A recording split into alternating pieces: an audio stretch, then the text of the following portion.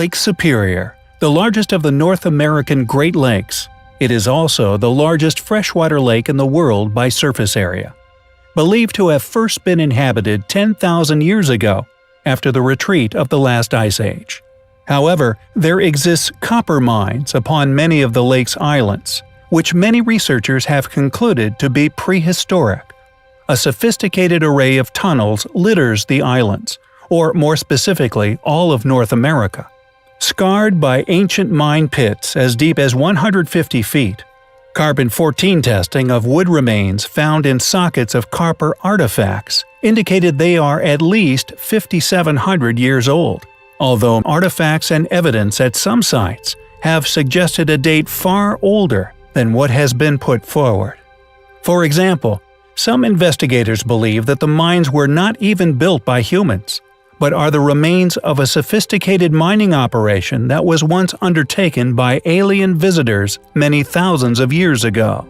Similar in scale to the ancient Carolina mica mines, mica being a material which we use in electrical components.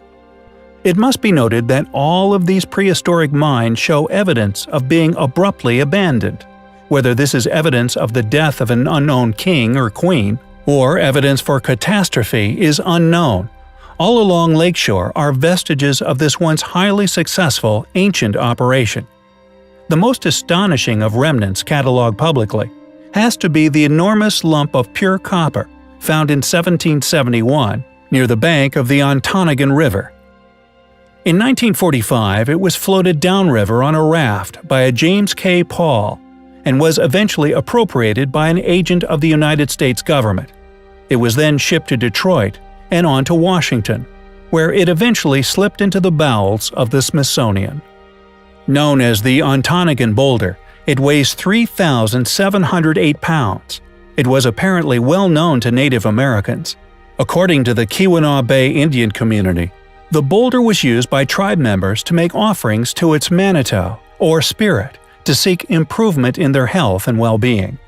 Just how old is the Ontonagon Boulder, or indeed the mine from which it came? Although many would like you to believe the mines are less than 5,000 years of age, we think many factors surrounding them suggest that they are far older than that.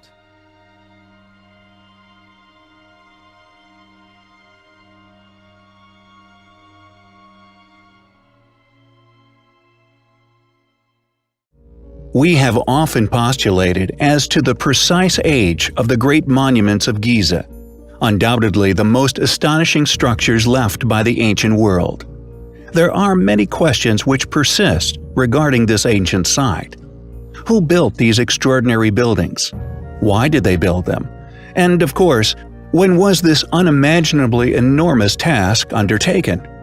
Interestingly, there exists an enigmatic statue, which it seems, although predictably little shared by academia, actually predates this astonishing time within Earth's history. Quoted as possibly one of the rarest finds of its kind, according to Dr. Clarence Epstein, Senior Director of Urban and Cultural Affairs at Concordia University, where this remarkable item is housed.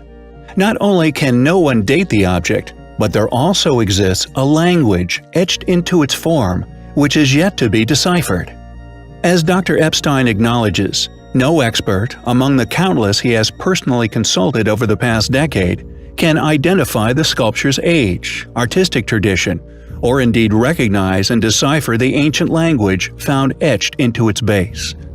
Dr. Epstein believes the statue is of a pre-dynastic age. It was originally taken from Alexandria by the Diniakopoulos family. It was then shipped with 20 crates of antiquities from Egypt and the Middle East to Canada, where it still resides.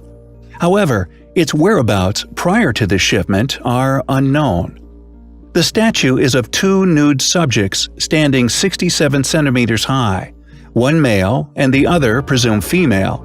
This figure is also noted as possibly holding a child. They are depicted in a sitting position, with noticeable elongated skulls. Now known as the Starving of Saqqara, this due to the figure's emaciated frames. Just what could this statue represent, or indeed be trying to tell us? How old could it possibly be? And most interestingly of all, what could the enigmatic writing upon its base actually mean? As more research is undertaken, it is only a matter of time before we know its true identity once and for all. During the past few years, we have covered many aspects of Menkaure, Khafra, and Khufu, the three Great Pyramids of Giza. We have explored numerous amazing facts regarding these structures, which have remained secret for many years.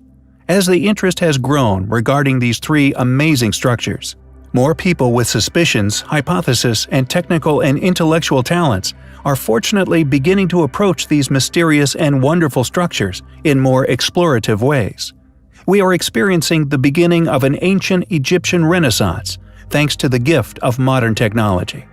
At the beginning of this year, an international team of researchers began investigating the buildings from afar, gazing at them with unusual cameras. Using state-of-the-art infrared heat detection technology, they have discovered some surprising anomalies regarding the heat signatures visible on their faces.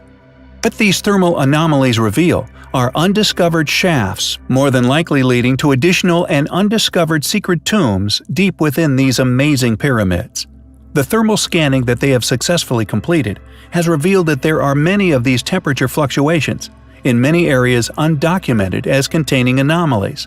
Thus, what the team has done is pinpoint unexplored shafts dotted across the pyramids.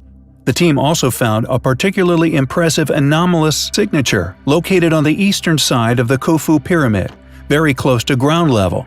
From the beginning, the team had always maintained that they would publicly disclose their findings. All of the staggering finds were made public by Antiquities Minister Mamdouh El-Damati.